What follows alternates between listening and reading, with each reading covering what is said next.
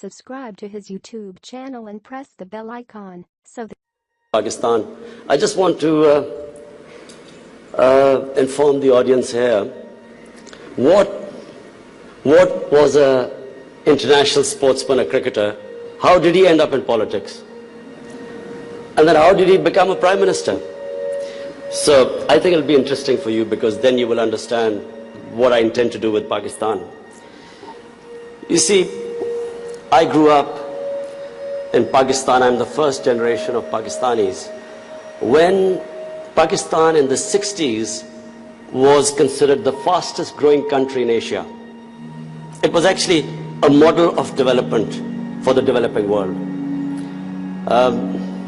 I just met Sheikh Mohammed today, and he again reminded me that Emirates Airline was helped by Pakistan Airlines in the 70s. So Pakistan was a country with optimism, hope. We grew rapidly. We had excellent governance system. Our bureaucracy was one of the best in Asia. And that's the Pakistan I grew up in. So then I played international cricket. When I started my international cricket, Pakistan was one of the weakest teams in world cricket. And we were emerging from colonialism. So we took great pride as our team became stronger and it competed. And by the time I left cricket, Pakistan was world champions. So I took pride, like my countrymen, as we competed internationally and we grew in confidence. But unfortunately, our country could not keep up that pace. Countries have, life of a country is in cycles. It's never in a straight line. You go up, you go down. Course correction, countries come up, some countries don't go up. So in Pakistan's case, we were going up, and then various things happened when we started our down cycle. So when I left cricket, I started building the first cancer hospital in Pakistan. Reason was because my mother died of cancer, and it's then I realized there was no cancer hospital in the whole country. And then it occurred to me that people like me who were well off, I could afford to take my mother for treatment abroad. But what happened to the common man? Cancer is one of the most expensive treatments. So I started this movement really. I went into the public to collect money to build this hospital. And so I'm just explaining to you how I got into politics. So one was cricket, watching our country go up as a cricketing nation, the pride that we could compete internationally and become world champions. Second was this cancer hospital. When I went to the public to collect money, I realized that our people are very generous and strong. Poorest of the poor people supported me. And I did what no one ever thought would happen, is that from public I eventually collected money and built the hospital. And not just that I built it, it's a cancer hospital where 80% of patients get free treatment.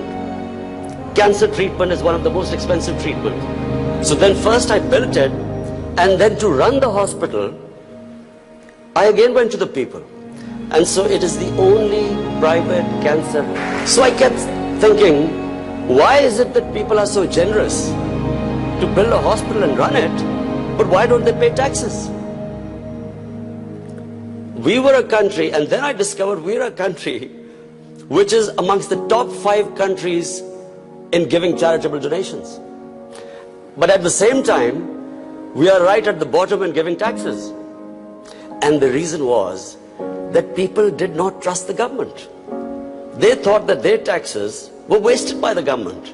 It was spent on the lavish lifestyle of the ruling elite. So why would people pay taxes?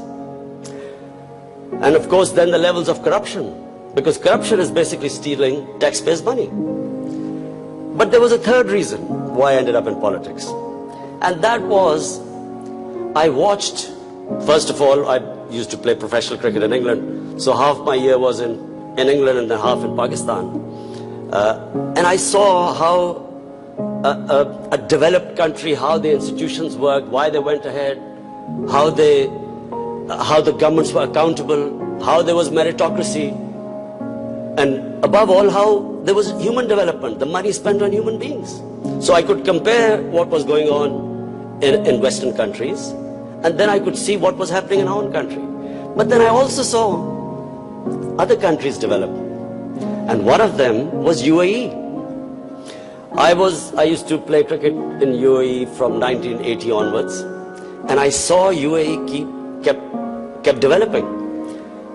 And then afterwards we saw China develop. So the common thing in all countries that have gone ahead is governance. And governance has two aspects. One is a government has to be accountable. The more accountable a government, the more clean a government, the more successful it is. And secondly, again I repeat, is meritocracy. The better the system of getting the best talent to the top, the better the country. Let me just give you a sporting example. Australia is the most successful cricketing country in cricket history of over 200 years. Because Australia has the best system of bringing its talent up. Pakistan, in my opinion, and I'm not prejudiced, I understand cricket better than probably everyone in this hall. Pakistan has the greatest talent. Of all the countries I've played, I've never seen as much talent as in Pakistan. But we do not have a system of bringing that talent up. So what's the point of having great talent if you do not have a system of meritocracy which brings the talent up? And that's in every field. In the 60s, the reason Pakistan went up, because our civil service exam was the toughest. It was the most, all the young people wanted to go into Pakistan civil service. It was the toughest exam, we had the best talent that came up, and in 60s, the reason we progressed, one of the main reasons, was a civil service of very high quality. And gradually, as our system of merit went down, so did the country. So, I wanted Pakistan to go up. And as I said, I saw UAE going up. The way each year you came, it changed. It got better and better. And similarly, and of course the greatest example is China. For me, the thing about China which is just remarkable, no nation in the history of mankind has done what China has achieved. In 30 years, they have brought 700 million people out of poverty. It is just a phenomena which has never happened in human history. And of course, my motivation again of the Pakistan I wanted to see was based, and I am a student of history, Islamic history especially, was on the Prophet, or Prophet peace be upon him, the state of Medina, which he created. Now, why do I say the state of Medina? Because the state of Medina laid the foundation of one of the greatest civilizations in the history of mankind. The principles that found the foundation of the state of Medina is what for the next 700 years was the greatest civilization on earth. And what were those principles? The state of Medina was founded on incredible principles of justice and humanity. It was the first time a welfare state was made.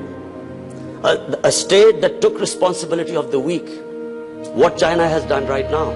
That was the state of Medina, where first time a state took responsible for its poor, its weak, its orphans, its widows. In the state of Medina, the first time pensions were created. Old people were also, it was a humane state. And secondly, there was justice, rule of law. These were the two main things. And the third thing, the Prophet of Islam, peace be upon him, made seeking knowledge a sacred duty. The word was that even if you have to go to China to seek knowledge, you must. Those days going to China meant not coming back. So the emphasis on seeking knowledge. For the next 700 years, all top scientists were Muslims. And that was the state of Medina. It laid that foundation. And then, the way minorities, other religious people were treated. The Prophet signed famous, the Misaq-e-Medina.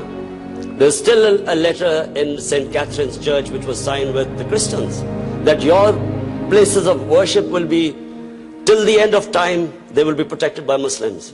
Secondly, that no forcible conversions would be in Islam. Thirdly, the Prophet's last sermon, it is a charter of human rights.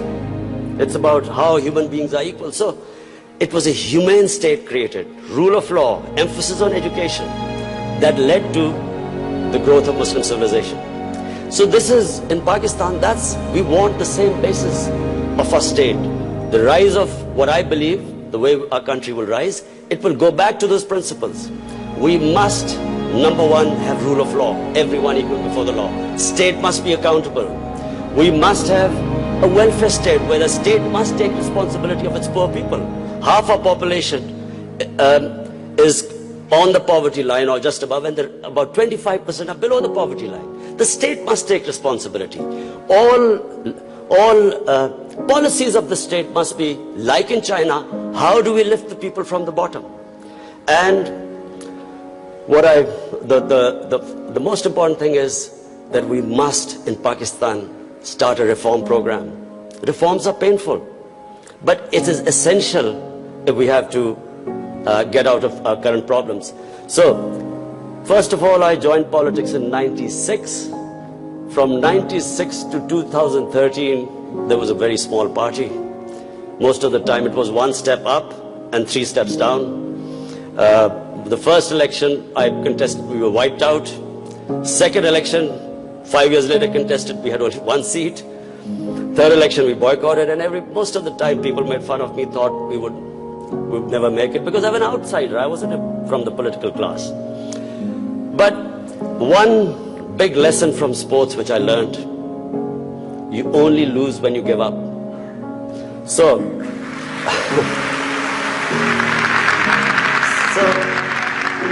kept learning from my mistakes, kept getting up, falling, getting stronger. Eventually we formed government in one of the 4 provinces in 2013, and it was the KP province which was devastated by war on terror. It was on the border of Afghanistan, the tribal areas. The whole fighting took place in that region. The police was devastated by attacks. We had 70% of industry closed, and KP has a reputation that they only give you one chance. Each government comes once, it's ousted the next time. So we came in a coalition government, and we started our reform programs. First of all, we started spending money on human development, health and education. Secondly, we did, first time in Pakistan history, no party had done before, we started spending money on climate change. Pakistan is about 8th in the countries that are most vulnerable to climate change. So we took this ambitious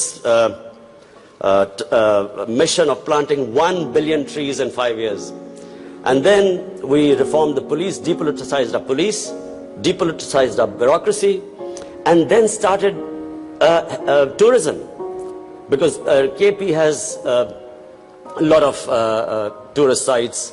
It was the center of Buddhist civilization, so religious tourism, but we have the best mountain scenery there.